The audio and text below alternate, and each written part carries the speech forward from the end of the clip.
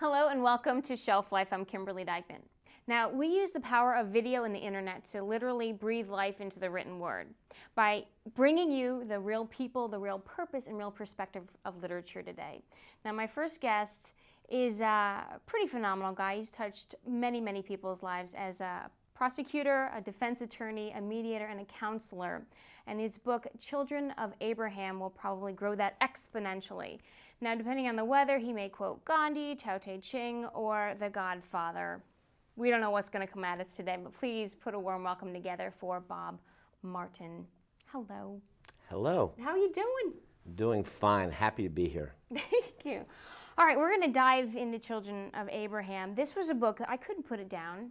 I immediately saw a movie, and I'm sure you've heard this before. And when I finally finished it, I felt like this could happen tomorrow. Not foreign to hear from somebody, yes? Yes. And you also said that this was supposed to be just light reading with a little bit of grizzle to it. Yeah, that's what some of my friends have said. Tell us a little bit about the book so we can get just the whole wonderful perspective of it.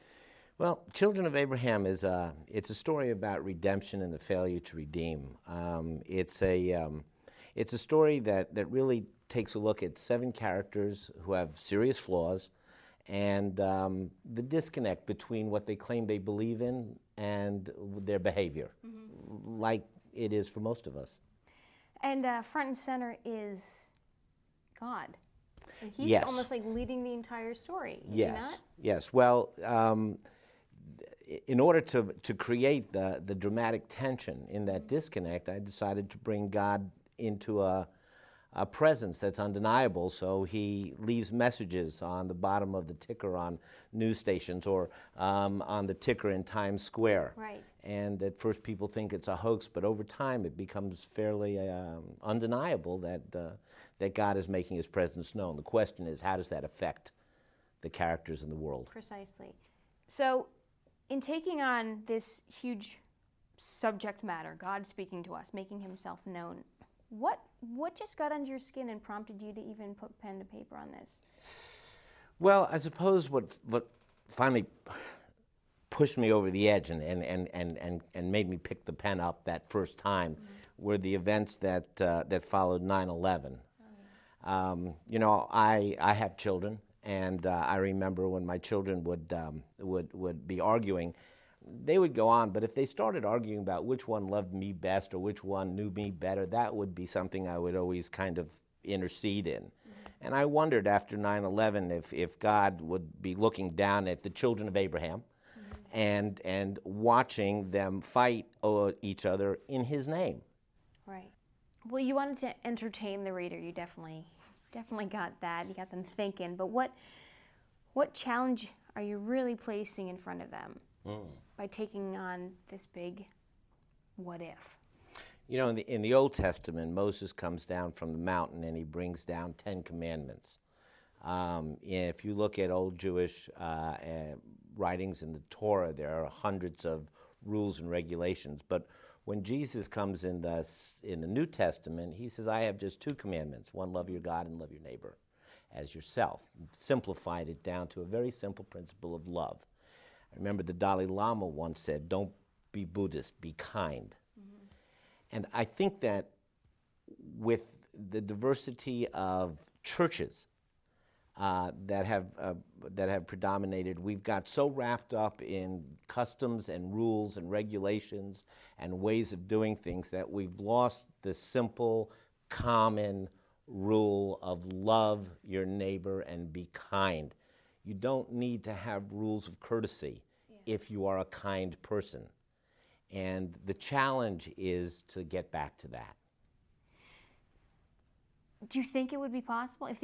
What if these messages really started to happen? I'm sure you've thought this through. So what if New York Times, boom, ticker tape, and Wall Street? What if it were to actually happen? How do you think people would respond? I think that there would be a lot of power struggle that goes on because there's a lot of folks that would have to let go of the power that comes with being the shepherd for God. If God comes in and stands on his own and says, I don't need a shepherd anymore, there would be some loss of power. within some organizational structures. That would certainly rise to some ups and downs in the way that we live life. Do you feel that by putting the title Children of Abraham on the cover, do you feel that that allows everyone to be included in this what if? Well, I named the book Children of Abraham because I wanted the book to be about the diverse world religions, but taking on both the Eastern and Western religions, Buddhism, Hinduism, Rastafarianism, and all there are was too big for a novel.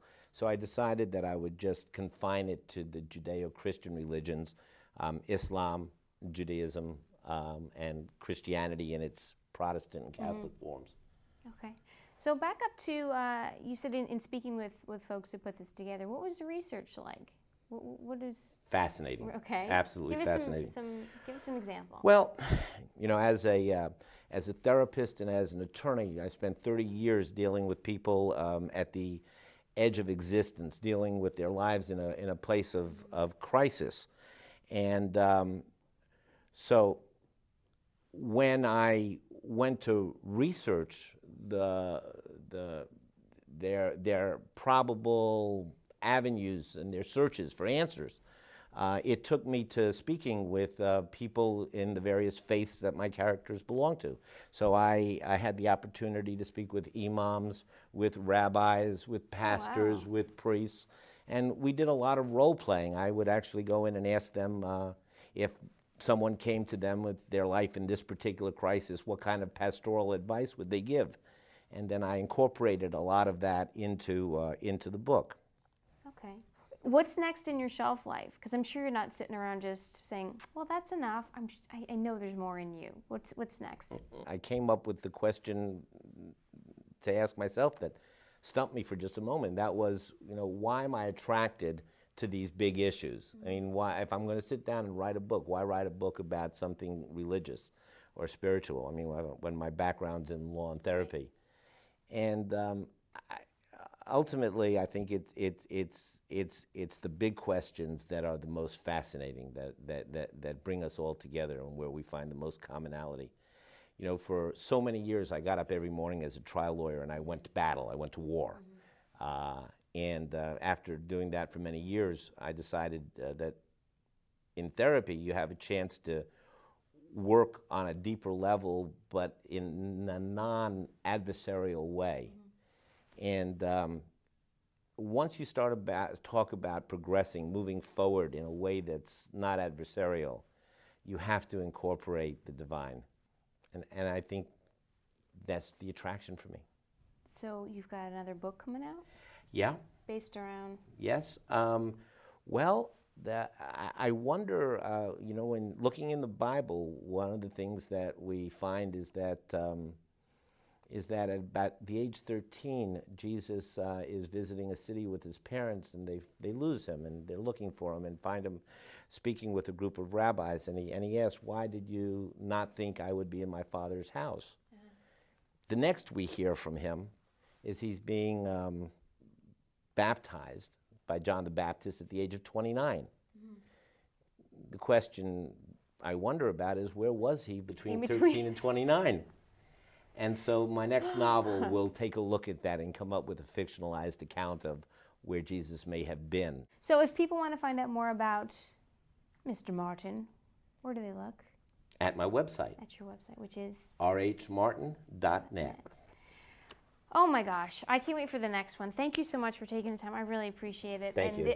And this just, for me, and I know for everyone out there that's going to run out and get this, it's going to put the stamp of R.H. Martin on their little hearts, and we just can't thank you enough. Well, so.